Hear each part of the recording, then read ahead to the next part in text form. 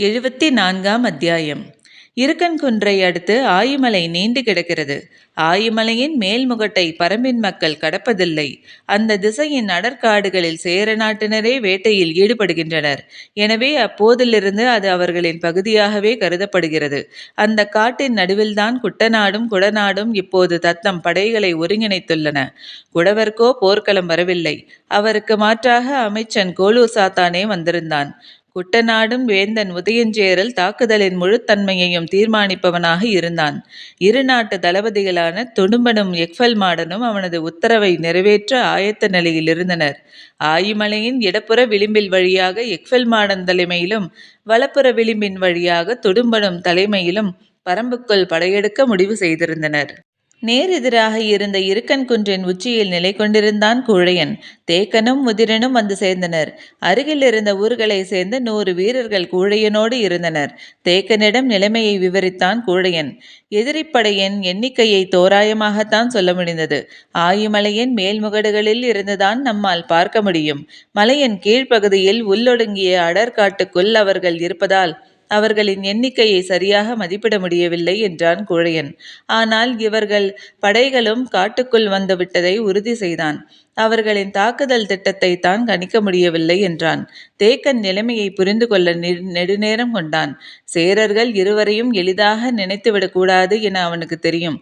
கூழையனின் கூற்றுப்படி சேரப்படை முழுமையாக வந்து 2 வாரங்களாக போகின்றன. ஆனால் இன்னும் அந்த இடம் விட்டு அசையாமல் ஏன் இருக்கிறான்? அவனது காத்திருப்பு எதற்காக? தேக்கன் கேள்விகளை எழுப்பியபடியே இருந்தான். சேரன் ஆயிமலையின் இடப்புற விளிம்பு அல்லது வலப்புற விளிம்பு என ஏதேனும் ஒன்றின் வழியாகத்தான் உள்ளே நுழைந்தாக வேண்டும் என்று கூழையன் சொன்னபோது, ஏன் 2 பக்கங்களிலும் ஒரு சேர உள்ளே நுழைய மாட்டானா என கேட்டான் தேக்கன். வாய்ப்பிருக்கிறது என்றான் கூழையன். இந்த 2 பக்கங்களிலும் அவனது படையை எதிர்கொள்ள நாம் ஆயத்தமாவோம் என அவனுக்கு தெரியுமல்லவா?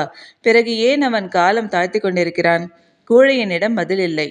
நம்மை இங்கு கவனம் செலுத்த வைத்து அவன் வேறு திசையில் நுழைய மாட்டானா என கேட்டான் உதிரன். இல்லை, வேறு எங்கும் அவனது படை நிலை கொள்ளவில்லை. இங்குதான் அவன் மையமிட்டுள்ளான் என்றான் கூழையன். எப்படி சிந்தித்தாலும் அவனது செயலின் காரணம் பிடிபடவில்லை. அன்றிரவு தேக்கன் எந்த முடிவும் எடுக்கவில்லை. உதயஞ்சேரல் ஏன் காத்திருக்கிறான்? அவனுக்கு தேவையான செய்தி வந்து சேரவில்லை அல்லது அவன் நினைத்த இடத்தில் எதிரிகளாகிய நாம் வந்து சேரவில்லை. இந்த 2 காரணங்கள் தான் இருக்க முடியும். சோழனும் பாண்டியனும் படையெடுத்துள்ள செய்தி அறிந்து அவர்களின் தாக்குதலுக்காக காத்திருக்கலாம். அல்லது நாம் ஆயிமலையின் எந்த விளிம்பில் அவனை எதிர்கொள்ள அணிவகுக்கப் போகிறோம் என்பதை அறிய காத்திருக்கலாம் என்று சிந்தித்தபடி இருந்தான். பின்னிரவு தொடங்கியது. தேக்கன் சொன்னான், நாளை காலை 2 விளிம்புகளிலும் நமது படையை அணிவகுக்கச் செய்வோம். அதன் பிறகும் அவன் முன்னகரவில்லை என்றால் சோழ பாண்டிய படையெடுப்போடு ஏதோ ஒரு வகையில் இவனது திட்டம் ஒருங்கிணைந்துள்ளது என்று பொருள். கூழையனும் முதிரனும் தேக்கனின் சொல்லோடு முரண்பட முடியாமல் அமைதி காத்தனர். தேக்கன் சொன்னான், அப்படி ஒரு ஒருங்கிணைப்பு இருப்பதாக நாம் முடிவுக்கு வந்தால் எதிரிகளை நோக்கி நமது படை முன்பாய்ச்சலில் சென்று தாக்க வேண்டியிருக்கும். தேக்கனின் கூற்று சரியெனப்பட்டது. திட்டத்தை நடைமுறைப்படுத்துவதை பற்றி பேசினர். இடப்புற விளிம்பில் உதிரனின் தலைமையில் 20 ஊர்களையும் வலப்புற விளிம்பில் கூழையனின் தலைமையில் 26 ஊர்களையும் அணிவகுக்குமாறு தேக்கன் சொன்னான். குதிரைப்படையினரோடு குன்றின் மேல்முகட்டில் அமைந்துள்ள இந்த இடத்திலிருந்து 2 பக்க நில அமைப்பையும் ஏற்ப முடிவெடுத்து தாக்குதலை வலியூட்டுவது தேக்கனின் வேலை என முடிவானது. திட்டமிட்டபடி கூழையனும் முதிரனும் ஆயிமலையின் விளிம்புகளில் எதிரிகளை தாக்க ஆயத்தமாயினர். வலிமை மிகுந்த குதிரைப்படையோடு இருக்கங்குன்றின் மேலே நின்றபடி 2 பக்க நில அமைப்பைகளையும் கூர்ந்து கவனித்து கொண்டிருந்தான் தேக்கன். மறுநாள் முழுவதும் எதிரிகளின் எந்த அசைவும் இல்லை. காத்திருந்தான் தேக்கன். விருந்து மண்டபம் கோடையின் வெக்கையை சிறிதும் உள்ளிறக்காமல் இருந்தது. ஆனால் தேரல் கணக்கின்றி உள்ளிறங்கிக் கொண்டிருந்தது. ஷிப்பலாஸ் குடியில் பேரார்வம் கொண்டவனாய் போல் காட்டிக் கொண்டிருந்தான். ஆனால் அவன் குடிக்கும் வழக்கமான வேகம் என்றில்லை. காரணம் அவனது தேவை வேறொன்று. சோழவேலன் சொன்னார், எவ்வளவு அடற்கானகத்திலும் இருந்தாலும் தேவையான அளவு வழியமைப்பதில் வல்லமை வாய்ந்தவர்கள் குறுங்காடர்கள். இருக்கையின் மீதிருக்கும் தூசியை ஊதி தள்ளுவதைப் போல பின்னி கிடக்கும் செடி கொடிகளையும் புதர்களையும் விலக்கி எளிதில் வழியமைப்பார்கள். கீழ்காடர்களோ நீரும் வேரும் கிழங்கும் அறிந்தவர்கள். மண்ணுள் இருக்கும் அனைத்தையும் பற்றி அவர்களைப் போல் அறிந்த இன்னோர் உயிர் இல்லை என்றே சொல்லலாம். மேல் மண்ணை மோந்து அடிமண்ணை கண்டறியும் ஆற்றல் கொண்டவர்கள். மண்ணுள் மணிக்கற்கள் இருக்கும் இடத்தில் நன்கு வேர்விட்டு வளரக்கூடியது கருநொச்சி என்று கண்டறிந்தவர்களே அவர்களேதான். அதனால்தான் கருநொச்சி இருக்கும் நிலத்தில் புதையல் இருக்கும் என்று மக்கள் நம்பத் தொடங்கினார்கள். மேல்காடர்களோ நிலத்தின் மேற்புறத்தை தமது உடலின் மேற்புறம் போல பாவிப்பவர்கள். மரம் செடி கொடி என அனைத்தையும் இருக்கும் நிலையிலேயே ஆயுதமாக மாற்றத் தெரிந்தவர்கள். இவர்கள் மூவரும் ஆதியில் ஒரு தாய் வயிற்று பிள்ளைகள். அந்த ஆதித்தாய் மண்ணுள்ளிருந்து விளைந்தவள், மண்ணால் ஆனவள் என்று சொல்கிறார்கள். அதனால்தான் இன்றும் மண் போர்த்தி உறங்கும் பழக்கம் அவர்களிடம் உண்டு. ஷிப்பலாஸ் இதுவரை இப்படி ஒரு பழக்கமிருக்கும் மனிதர்களை பற்றி கேள்விப்பட்டதே இல்லை. மிரண்டு நின்றான். கிழக்கு பகுதி மலையின் ஆதிகுடிகள் இவர்கள். பச்சை மலைத்தொடர் போல ஒற்றை குணம் கொண்ட நீள்மலையல்ல அது. ஒவ்வொரு குன்றுக்கும் ஒவ்வொரு தன்மை உண்டு. கிழக்கும் மேற்கும் எதிர் திசைகளைப் போல இந்த இரு திசைகளிலும் உள்ள மலை மனிதர்களின் எதிரெதிர் தன்மைகளை கொண்டவர்களே. இத்தனை தலைமுறைகளாக தமிழ் நிலத்தோடு வணிகம் நடந்திருக்கும் இதுவரை கேள்விப்பட்டிராத செய்தியை கேட்டுக்கொண்டிருந்தான் ஷிப்பலாஸ். சோழவேலன் தொடர்ந்தார். காட்டின் ஆதி குணங்களை தங்களின் குருதி நாளங்களில் உணர்ந்தவர்கள் நெடுகாடர்கள்.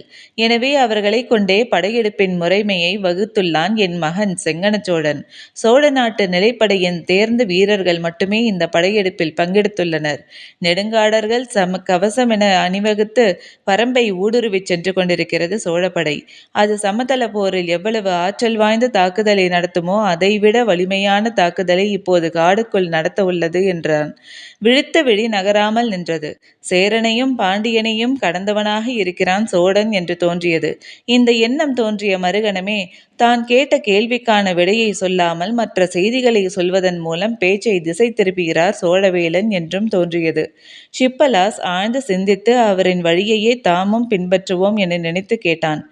இவ்வளவு வலிமை கொண்ட படை இருக்குமேயானால் நீங்கள் வெல்வதற்கு பேரரசுகள் இருக்கின்றனவே, ஏன் பரம்பின் மீது படையெடுக்க வேண்டும்? உற்சாகத்தோடு பீரிட்ட சொற்கள் சட்டென நின்றன. வேகம் முறிந்தது போல் ஆனது. அமைதி சூழ்ந்தது. சோழவேலன் சொல்ல தயங்குகிறாரா அல்லது எப்படி தொடங்குவது என சிந்திக்கிறாரா என்பதை ஷிப்பலாசால் கணிக்க முடியவில்லை. சற்று அமைதிக்கு பிறகு ஷிப்பலாசை பார்த்து சோழவேலன் கேட்டார். ஒரு நாட்டை செழிப்புமிக்க நாடு என எதை வைத்து தீர்மானிப்பீர்கள்? அது மனிதர்கள் தீர்மானிப்பன்று. அந்நாட்டின் சேமிப்பறைக்குள் இருக்கும் பொன்னும் மணியும் முத்தும் தான் தீர்மானிக்கின்றன. சரியாக சொன்னீர்கள். யவனர்களாகிய நீங்கள் இந்நிலத்தில் நடக்கும் அரசாட்சிகளையும் நாடுகளையும் நன்கு அறிந்தவராயிற்றே. நீங்களே சொல்லுங்கள், இந்த நிலத்தில் செழிப்புமிக்க நாடு எது? இது போன்ற பேச்சுகளில்தான் ஆழமான மனக்காயங்கள் உருவாகின்றன. அவை வணிகத்தில் பெரும் பாதிப்பை ஏற்படுத்துகின்றன. வார்த்தைகளுக்கு கொடுக்கப்படும் விலையை நீதிமானோ உழவனோ அறிந்ததை விட வணிகனே அதிகம் அறிந்திருப்பான். எனவே விடை சொல்வதை தவிர்த்தான் ஷிப்பலாஸ். ஏன் தயங்குகிறீர்கள்? நீங்கள் நினைப்பதை சொல்லுங்கள். சொல்ல முடியாமல் தவித்தவன் தயக்கத்தை உடைத்து மெல்ல சொன்னான். பொன்னும் மணியும் முத்துக்களை விட மதிப்பு உயர்ந்தன. ஆனால் அவை மிக குறைவாகவே கிடைக்கின்றன. முத்துக்களோ அளவிடற்கரிய முறையில் கிடைக்கின்றன. பெரும் முத்துக்குளிகளை நாள்தோறும் நடத்தி வரும் பாண்டிய நாடே செழிப்பு மிக்கது. தலையசைத்து சிரித்தான் சோழவேலன். இப்படித்தான் தவறுதலாக மதிப்பிடுகிறீர்கள். இதில் என்ன தவறு இருக்கிறது? முத்துக்களை விட பொன்னும் மணியும் தானே மதிப்பில் உயர்ந்தன. ஆமாம். அந்த செல்வத்தை அளவிட முடியாத அளவு வைத்துள்ளது யார்? சற்றே தயங்கியபடி தெரியவில்லை என்றான் ஷிப்பலாஸ். ஷிப்பலாசன் முகத்தை கூர்ந்து பார்த்து புருவங்கள் உயர்த்தியபடி சொன்னார். பரம்பின் பாரி. கண்கள் பிதுங்கி விழித்தான் ஷிப்பலாஸ். என்ன சொல்கிறான் சோழவேலன் என்பதை புரிந்து கொள்ள முடியாத குழப்பத்தை அவனது முகம் காட்டியது. நான் சொல்வதை உங்களால் ஏற்க முடியவில்லை அல்லவா? ஆம் என தலையசைத்தான். பச்சை மலை தொடரின் நீளம் அறிவீர்களா நீங்கள்? எங்களின் நாவாய்கள் குமரிமுனை திரும்பினால் கரையை ஒட்டி 1 மாத காலம் பயணப்பட்டு சுபாகரா இடத்தில் மேற்கு திசையில் திரும்புகின்றன. அந்த இடம் வரை நீண்டு கிடக்கிறது என நினைக்கிறேன். ஆமாம், நீங்கள் சொல்வது மிக சரி. கண்காண முடியாத தொலைவு நீண்டு கிடக்கும் இந்த பச்சை மலை தொடர் முழுவதும் தம் வாழ்விடமாக கொண்டவர்கள்தாம் 14 வேளிர்குடிகள்.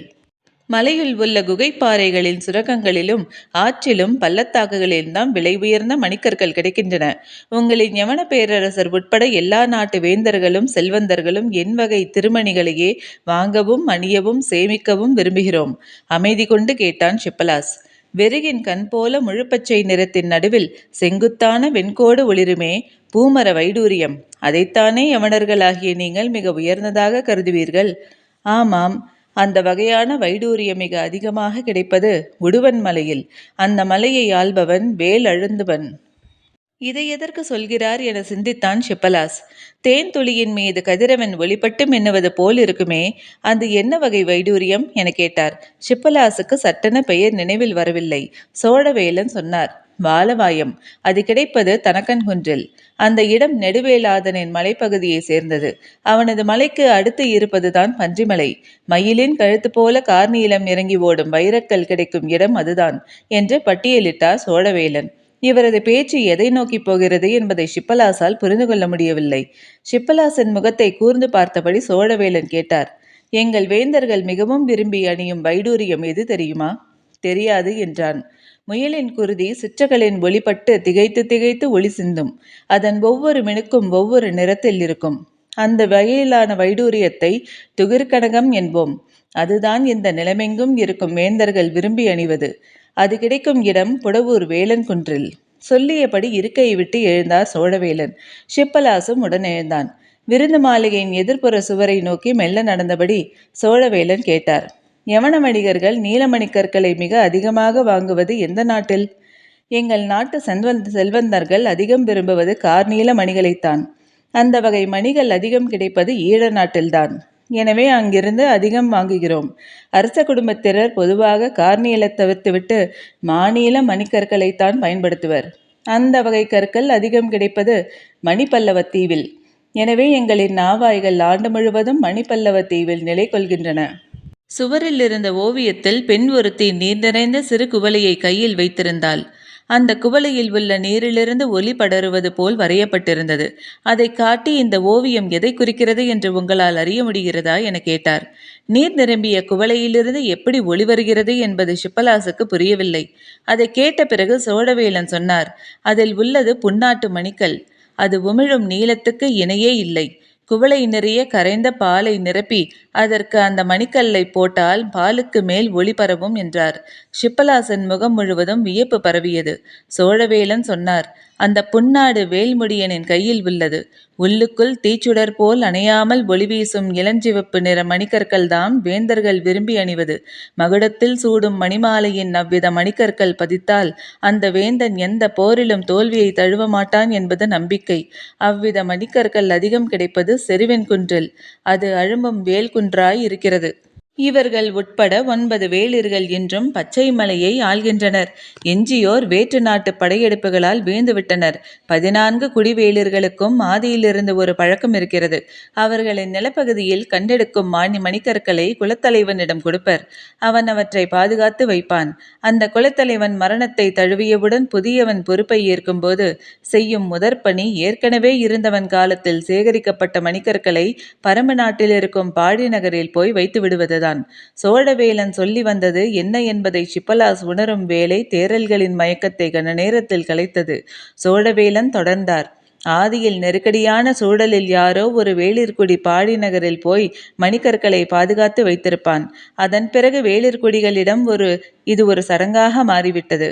குலத்தின் புதிய தலைவன் பழையவனின் காலத்து சேமிப்பை பாழியில் போடுவது அவனது காலத்தை சிறப்பாக்கும் என்ற நம்பிக்கை உருவாகியுள்ளது. இப்படி 14 வேளிர்குடியும் தலைமுறை தலைமுறையாக மணிக்கற்களை பாடி நகரில் போட்டுவிட்டு வருகின்றனர். பரம்பு வேளிர்கள் அதை காத்து வருகின்றனர். செங்கனச்சோழன் படையெடுப்பின் நோக்கம் ஷிப்பலாசுக்கு தெளிவாக புரிந்தது. ஆனால் இந்த செய்தியே தெரியாமல் தான் மற்ற வேந்தர்கள் இருக்கிறார்கள் என்பதை நம்ப முடியவில்லை. சோழவேலன் சொல்வது உண்மையாக இருக்குமே, ஆனால் பரம்பின் மாபெரும் செல்வம் கொல்லிக்காட்டு விதையோ சோமப்பூண்டு பானமோ தேவாங்கு விலங்கோ அல்ல, பாடிநகர் செல்வம்தான்.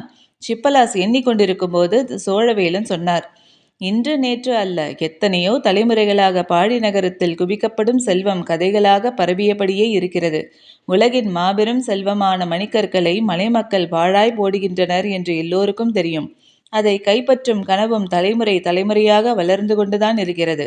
ஆனால் அந்த பாடி நகர் எங்கு இருக்கிறது என்ற குறிப்பு வேளிர்குடியின் மிக சிலரை தவிர வேறு யாருக்கும் தெரியாது. அவர்கள் எந்த சூழலிலும் அதனை மற்றவர்களோடு பகிர்ந்து கொள்ள மாட்டார்கள். போரில் வீழ்ந்த வேளிர்களிடம் கூட அந்த உண்மையை பெற முடியவில்லை. ஷிப்பலாஸ் தன்னை முழுமுற்றாக மறந்த நிலையில் சோழவேலனின் சொல்லை கவனித்துக் கொண்டிருந்தான். மறைக்கப்படுவதுதான் கவனிக்கப்படுவதாக மாறும். மேற்குத்தி திசையில் உள்ள பச்சை மலைத்தொடரின் வேலிர்களால் மறைக்கப்படுவது கிழக்கு திசை குன்றுக்குள் உள்ள நெடுங்காடர்களால் கவனிக்கப்படத் தொடங்கியது. தலைமுறை தலைமுறையாக பாடி நகரை அறிவதே நெடுங்காடர்களின் பணி. அவர்களின் முன்னோர்கள் இட்ட வாக்கு அதுதான். மண்ணின் அடிவாரத்தை மோந்தே கண்டறியும் கீழ்காடர்களை தான் பாடிநகர் நிலை கொண்டுள்ள நிலத்தை கண்டறிந்துள்ளனர். எண்ணிலடங்காத மணிக்கற்கள் குவிக்கப்பட்டிருக்கும் அந்த நிலத்தை அவர்கள் கண்டறிந்த போதுதான் இன்னொன்றையும் சேர்த்தே அறிந்தனர். என்ன என்று அதிர்ந்து கேட்டான் ஷிப்பலாஸ்.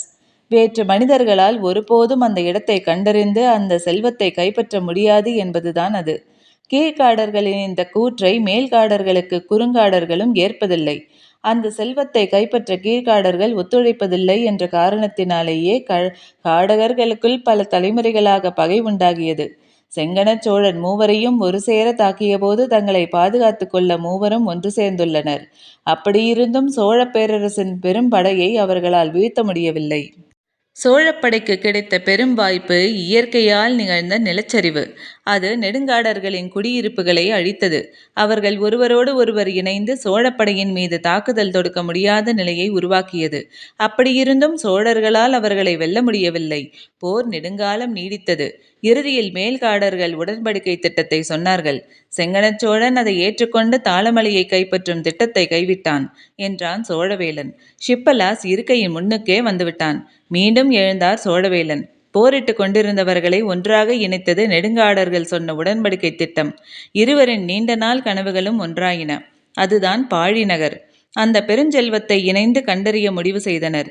காட்டை பிளந்து முன்னேறும் ஆற்றல் கொண்ட படையோடு என் மகன் பாழிநகர் நோக்கி போய்க் கொண்டிருக்கிறான். சோழனின் திட்டத்தை முழுமையாக அறிந்தபோது ஷிப்பலாஸ் மெய்சிலிருந்து நின்றான். கிழக்குக்கும் மேற்குக்குமான பகை வேந்தனுக்கும் வேலிற்குமான முரணோடு இணைந்து விட்டது. இனி பாழிநகரை காப்பாற்ற பாரியால் முடியாது என்றான் சோழவேலன். இருக்கன் குன்றின் மேலே காத்திருந்த தேக்கனுக்கு உதயஞ்சேரலின் திட்டத்தை புரிந்து கொள்ள முடியவில்லை. ஆயிமலையின் இரு பக்க விளிம்புகளிலும் தனது படையை கொண்டு போய் நிறுத்தி பிறகு எதிரிகளின் பக்கத்தில் எந்தவித அசைவும் இல்லை.